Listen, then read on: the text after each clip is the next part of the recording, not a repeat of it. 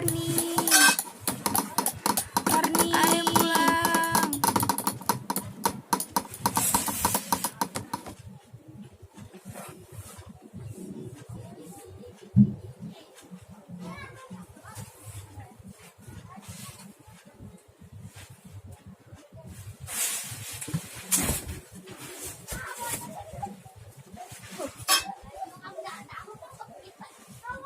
Saya nggak mau pulang.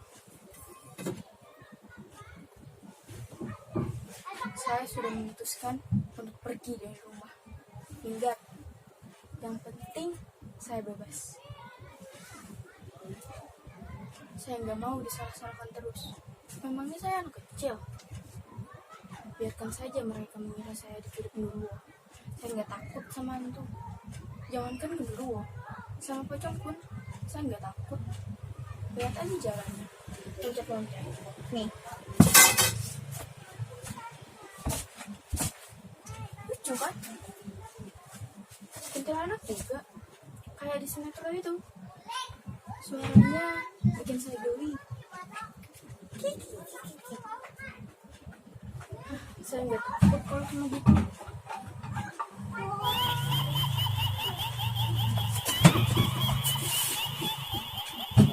Kok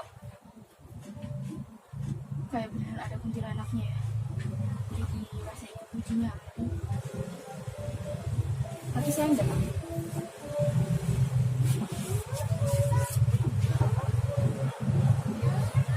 Saya tahu nih, tak mudah. Keluar dari rumah berarti keluar dari zona nyaman. Tapi menurut saya menjadi anak yang lembek dan manja ketika berada di rumah. Karena ya gitu, nyaman. Saya pengen tantangan. Sebab itu saya memberontak. Gak cuma di rumah, juga di sekolah. Banyak kok yang bilang saya susah diatur. Karena saya nggak mau cuma jadi murid yang duduk manis di kelas. Manggut-manggut tiap guru menjelaskan. Pendidikan itu harus membebaskan pikiran, bukan cuma menerima mentah semua pelajaran. Lihat saja kenyataan. Kita dididik untuk belajar tentang moral. Tapi lihat itu politisi yang suka korupsi. Apakah itu moral? Tentu tidak.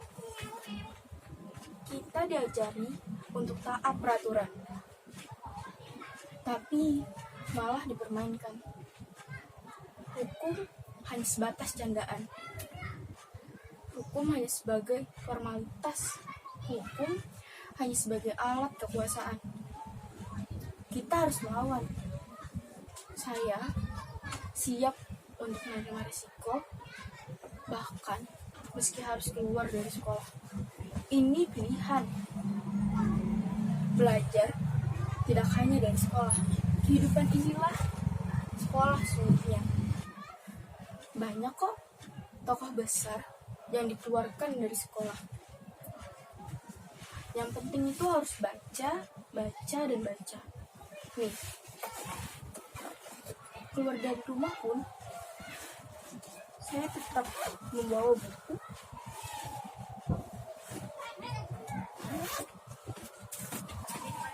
Kenapa kalian tertawa? Gak percaya saya suka membaca. Memberontak juga harus punya otak. Sebab itu saya suka membaca buku sejarah, buku filsafat, novel, puisi pun saya baca. Cerita silat dan detektif pun saya baca. Kalau cerita porno saya tidak suka. No way.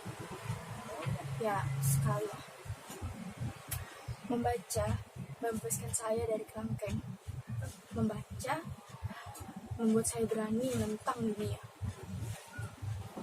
Sebagai pemuda, kita harus melawan. Tidak boleh membiarkan kesewenang-wenangan. Kita harus melawan. Seperti para pemuda yang melawan dengan sumpah pemuda, bukan sumpah pocong. Sebagai generasi muda, kita harus menjadi agen perubahan, bukan hanya sebatas agen pulsa. Di waktu seperti ini, saya jadi ingat pidato Bung Karno itu. Bung Karno pernah berkata, "Beri saya 10 pemuda, niscaya akan guncang dunia." Kenapa 10? Ya karena kalau 11 berarti kesebelasan sepak bola, kalah terus ke PSSI. Sebagai pemuda, kita harus melawan, jangan patah semangat, apalagi patah hati. Ingat, rawe rantas, malam-malam pitung. Korupsi harus kita berantas, koruptor harus kita gantung.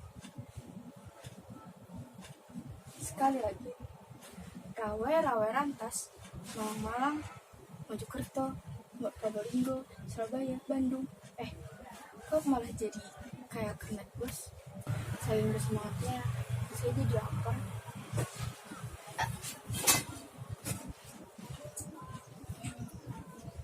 Di saat seperti ini, kita harus rajin bersyukur. Penderitaan akan membuat kita semakin kuat.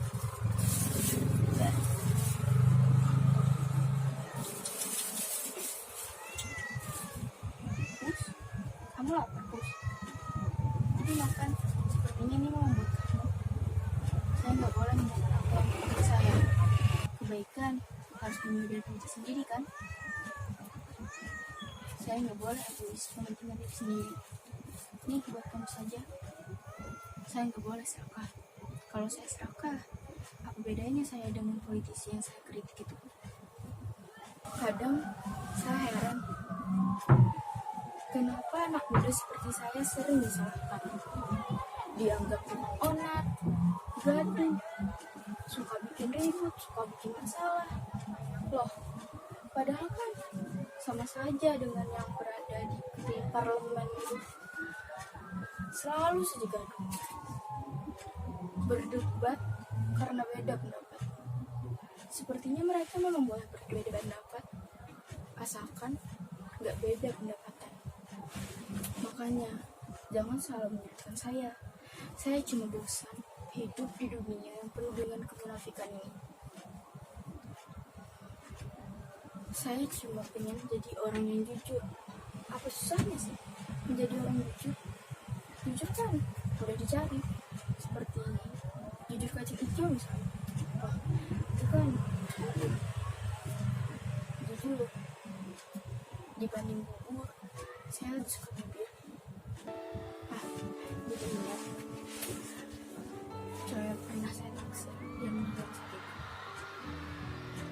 Saya jadi tolong padanya, bagaimana yang kabarnya?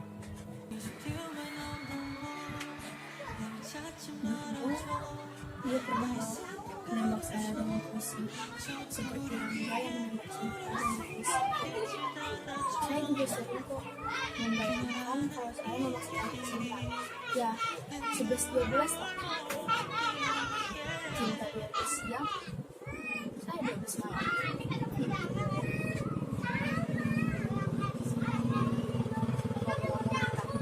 Sepertinya sudah larut malam. Saya mesti tidur. Pemberontak juga perlu istirahat, kan? Tidur di mana ya? Banyak nyamuk, bau pesut.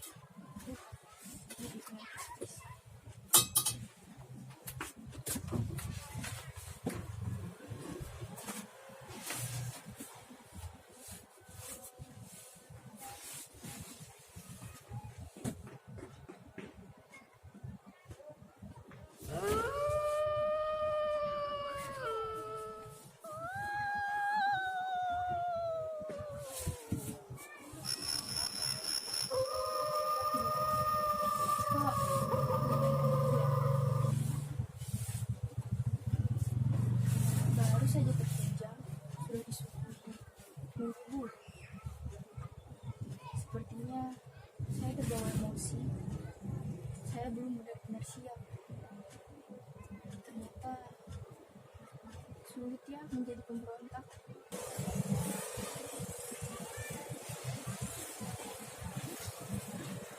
Ketakutan terbesar bukan hanya dari orang lain, tetapi dari diri sendiri. Tak cukup hanya sebatas keberanian. Sepertinya saya harus pulang.